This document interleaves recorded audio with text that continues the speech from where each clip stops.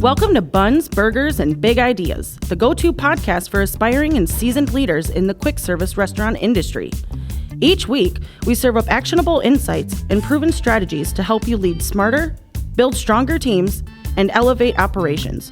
Whether you're taking your first steps into leadership or refining your expertise, we're here to fuel your growth and spark big ideas.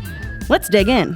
Ladies and gentlemen, welcome back to Buns, Burgers, and Big Ideas. Eric, how are you, sir? I'm doing really good. I took a shortcut to get to work today. A shortcut? Yep. Those are the only shortcuts you're allowed to take. I love your intros. Yeah. I took a shortcut today. So we're talking about taking shortcuts. Well, I thought I was going to take a shortcut. And then I ended up running into road construction and got lost. There's a detour. No, I just always use GPS. But what's funny is we have a new restaurant where I don't usually travel.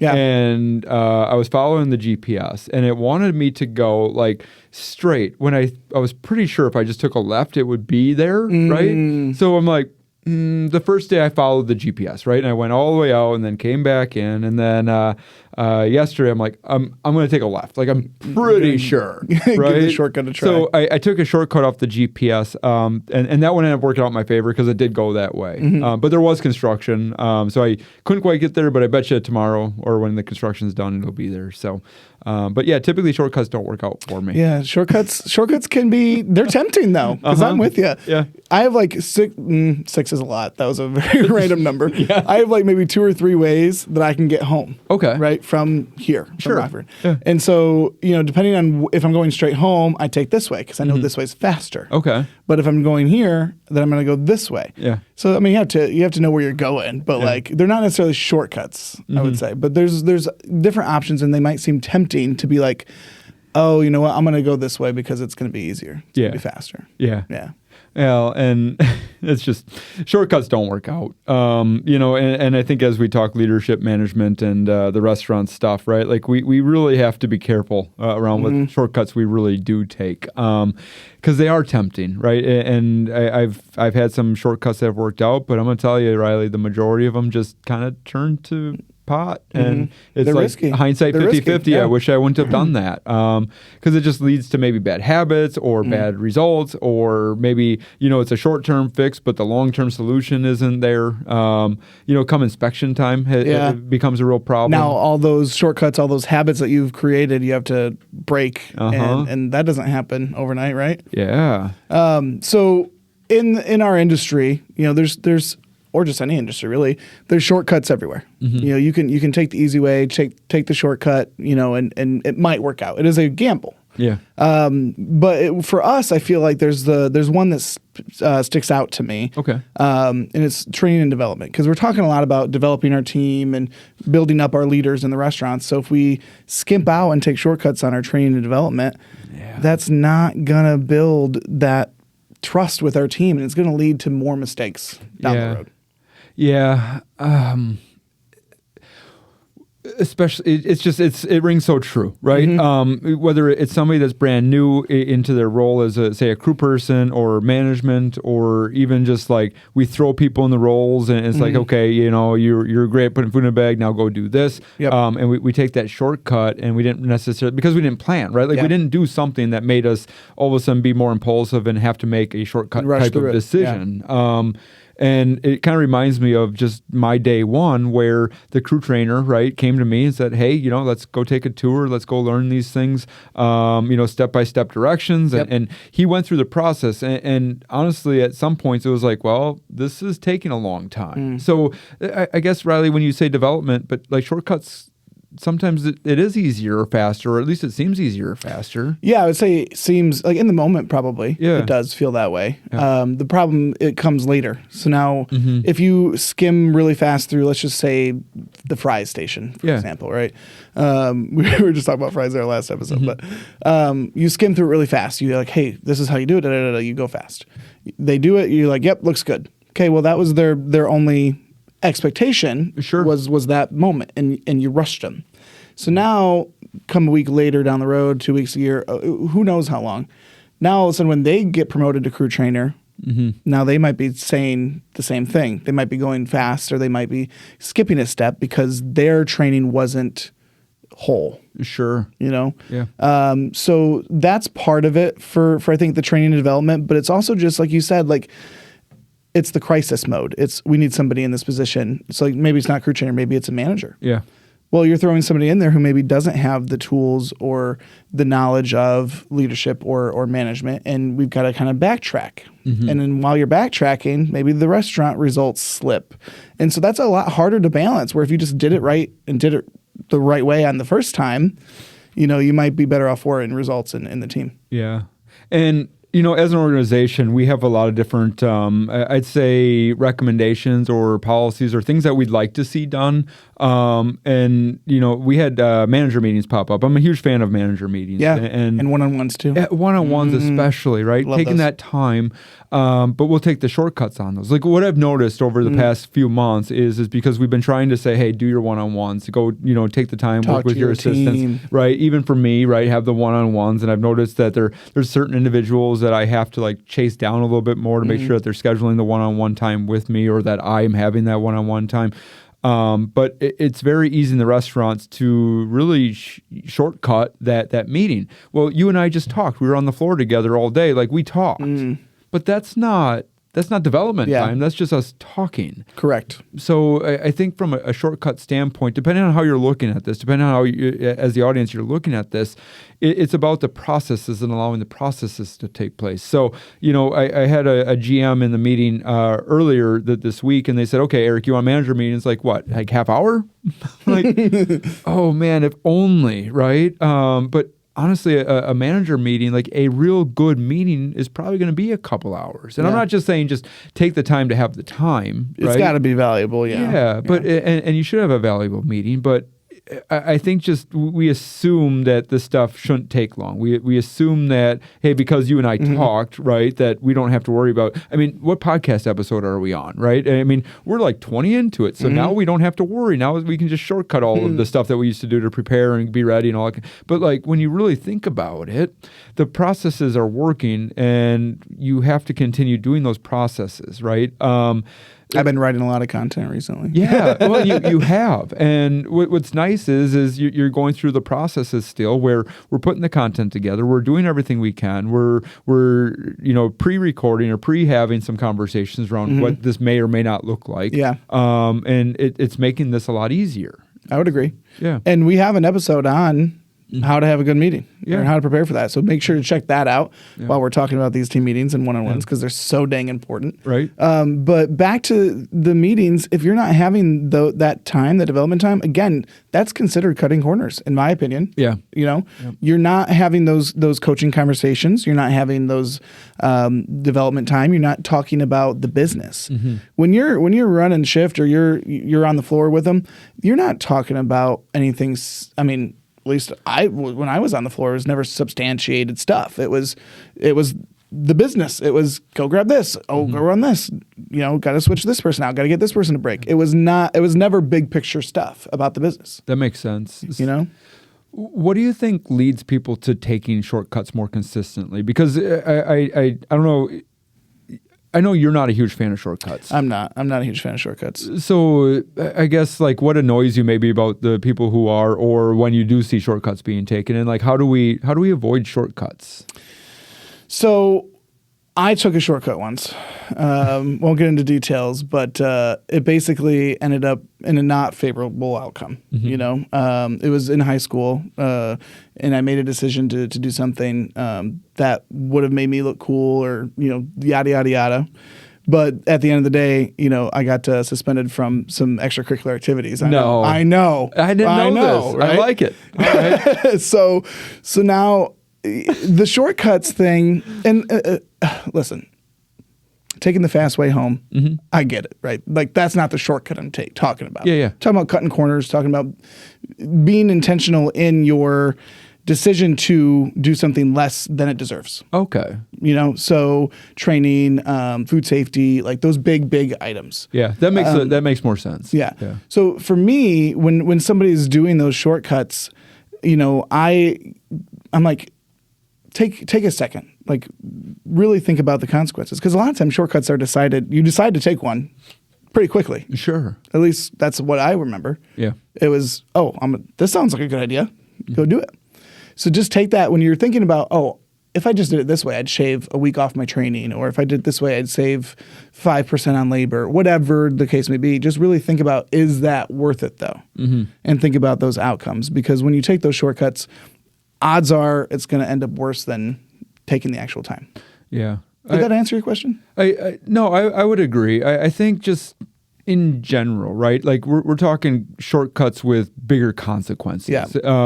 And we should probably clarify that a little bit. And as we continue the conversation, it really is around shortcuts that are going to be detrimental to the business and or yourself, mm-hmm. right? Like it might even be avoiding a hard conversation and just mm-hmm. saying, hey, you're fired, or hey, I don't want you on my shift anymore, or whatever, rather than having the conversation, because you just want to get around that. But I do think that there's a lot more to our personalities about why people are okay with taking shortcuts versus maybe not taking shortcuts. I would agree. Probably a lot of nurture versus nature type stuff. Yeah. How you're raised, the experience you've had. Mm-hmm. Could definitely go into how you decided, or if you decide to take a shortcut. Yeah. Because I'm going to tell you, you may not like shortcuts, but I grew up loving shortcuts. Maybe it was just me. Maybe it was like my personality, but I'm like, I see it this way and I see it better this way, and I'm just going to do it this way, right? And I think sometimes we don't always understand, or maybe our leaders don't always give us the complete picture about why. Maybe why that's important. Yeah. So how can we maybe be a little bit better as leaders? And I think this, maybe a rhetorical question, but how do we be better at that clarifying of the task, the whys behind the task? Like, why is it important to go from step 1 to step 2 to step 3, right? Because, I can count to 100, 1, 2, skip a few, 99, 100, right? Like, I mean, I grew up 1, 2, skip a few, 99, 100, right? And I'm there, and it's a shortcut. But, timing, I think, has a lot to do with us taking shortcuts, right? Just the rush of the business, the natural fast pace of the business. A big thing with us in that industry is definitely the go, the hustle and bustle. Mm-hmm. Definitely leaves us vulnerable to taking more shortcuts. Yeah. Now, what I would say is to our leadership or whatever is don't rush. And those processes and procedures that seem slow or seem whatever, mm-hmm. they're there for a reason. Yeah. Like we train to the standard, we lead to the standard, we shadow the leader, all that good stuff. We're showing the team these things because it's proven. Yeah. It works. Now, will you be able to be successful by maybe trimming some corners? Maybe. Yeah. You might be able to. Yeah. But at the end of the day, when you start looking at the big picture, again, big picture stuff, you might get lucky one day, but then the next time you maybe don't calibrate that grill because you're short-staffed or you don't have the manpower, that could be a real serious issue for you. Sure. Yeah. All of a sudden, you're cooking product that might not be safe. Mm-hmm. And it's true, right? There's certain things you definitely never want to take shortcuts on, especially in the restaurant industry. I mean, we serve food, and you want that to be safe food. So, don't take shortcuts. No shortcuts on food. Mm-mm. But it not taking shortcuts takes time. And in our fast-paced world, right, like even if we're talking like culture and building that culture, right, like that does not happen overnight. Mm-mm. So like as much as we wanted to. How do we too, right, as leaders have the patience, right? And how do we say, hey, it's okay? Because sometimes even our bosses are coming to us like, where's the results? Where's the result? Where's the results? But how do we practice and preach patience at the same time? That is a great question. And to the bosses who maybe think you're moving slow, I wouldn't say give them an excuse, because it's not an excuse, but tell them why. Again, we're back to the whys. Yeah. Hey, I'm taking this extra time because I really want this assistant to be developed before they take over food costs or whatever. I really want this shift leader to take the full 6 months in the shift trainer program instead of speeding 6 days. Through it. Yeah, 6 days. Yeah. Because I really want them to succeed, and I really feel like that's going to be the way to do it. Mm-hmm. Now, if the boss still thinks you're moving slow, that's when you, again, as yourself, have to start having those hard conversations with them, with your boss, and that's hard. Yeah. It's hard to do. We've talked about that many times, but I think you take that practice, you take that time to really be like, what do I need to tell them? What do they need to be aware of with this whole being slow thing? Yeah. Well, and that's where I would just go back to one-on-ones and manager meetings and conversations. But like if there's an agreed upon timeline, right? Like with that, then maybe you won't be as apt to take shortcuts, right? And maybe there's I would say like targets along the way, right? Like what are the goalposts that you're trying to achieve? Yeah, the checkpoints of whatever that thing is. Yeah. Because then it's not a question of why aren't you here yet? It's these checkpoints. And obviously, because of the one-on-ones, those goalposts can move. We know that all too well. Yeah. If you have a manager meeting and you say you set 3 goalposts, but then you're approaching goalpost number 1 and you're not there yet, have a conversation with all the stakeholders and adjust. Yeah. Because I do. I see it, especially like you said, during like the crew training program, we're going to be a shift manager. Well, how come this is taking so long? Like, you hear it from some people, right? Depending on the GMs, because some GMs like to take it slow, and some of our GMs are like, no, I'll promote you tomorrow, and you can be a manager, and I'll teach you along the way. Yeah. So there are definitely varying opinions as far as what this looks like. But regardless of your path, I think it's important to have those checkpoints along the way to where you know that you're, I guess, on track, like you're riding the ride and your GPS is giving you where you want to go. Because it's when you don't know. I think it's when, like, if you're going through your journey and I'm saying, hey, Riley, I'm going to make you a manager and it's going to be 6 weeks and I don't talk to you for 5 of them, like that's where the frustration comes in. Yeah, I'm upset because I don't know. I don't have the tools and resources to do my job. So now all of a sudden, if I am a manager, if you've given me the shirt and tie, now I'm doing a disservice to my team and my customers because you decided to take a shortcut. Yeah. That's a good point too. It's not just you, it's not just you that's taking the shortcut. You're making your team take the shortcut too. Yeah. And we've had it happen, right? Whether it's speed or employee engagement or whatever. I mean, there's so many different ways to run this type of business that a lot can be said for what's right or what's wrong. But when you have clearly defined goals and you have clearly defined checkpoints along the way, right? Like it just makes some of these conversations easier where you're not forcing your team to shortcut or cheat or whatever to get you to where you want to be. And I think just having those conversations, if you're not, it's just there's going to be mistakes made. Like, I don't know, if we hit on that as much, but like the shortcuts lead to a lot more mistakes and then the cleanup, and it takes 3 times as long. Exactly.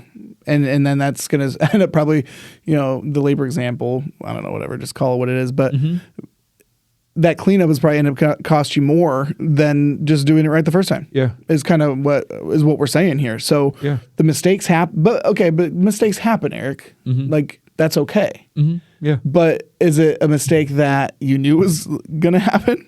Sure. Or was the intention, I'm going to make this shortcut, and deal with the consequences later? Because then at that point, that's a different conversation. Yeah. Yeah, absolutely. But just about any task, right? Like there's a system in place, there's processes in place. And I think for our organization, right, like it's okay to challenge those systems and those processes. But what I would say is try to do things the right way, right? Like, and if you're not able to, or for some reason it just didn't go your way, really look at yourself and your leadership and say, okay, like maybe the next time, how do I avoid taking the shortcut? Because it happens, right? Like you have a manager quit and you're like, you need to fill a spot and next man up type conversation. I mean, you look at any sport or any activity, it's the same stuff, right? Like those, you're going to be put in situations to where you almost can be forced or have to maybe take those shortcuts. But regardless, take that second or take that minute to reflect and say, okay, how can I avoid it the next time? Yeah. Reflection, communication with your team, those one-on-ones, manager meetings, they're all super important. And I would venture to say the sooner you realize that, the better your team's going to be. Yeah, I would agree with you. Yeah. We are going to have an episode 2 soon about succession planning and kind of the value that has. And I know, the fast pace, it might be a little harder to do. Yeah. Doesn't mean it's impossible. Yeah. So stick around for that episode if you're interested. Absolutely. Well, this has been good, Riley. I think shortcuts, You phrase it like shortcuts are the longest road, and it's true, right? They look good, they feel good sometimes, right? They're super tempting. I enjoy a good shortcut, right? I'm not going to lie to you. Yeah. But when it works out. But I've realized that there's usually a lot more cleanup involved in that shortcut than the long-term success. So just be careful of the conversations you're having with your team. Be careful of how much you're pushing your team without the right tools and resources, and try to really reflect on those shortcuts so you can avoid them in the future. Absolutely. Yeah. Thanks, guys. Make sure to listen, learn, and lead. See you next time. Thanks for joining us on Buns, Burgers, and Big Ideas. We hope today's episode inspired fresh ideas for your leadership journey. Be sure to subscribe so you never miss an episode, and keep learning with us as we continue to explore leadership in the QSR world. Until next time, take care and lead well.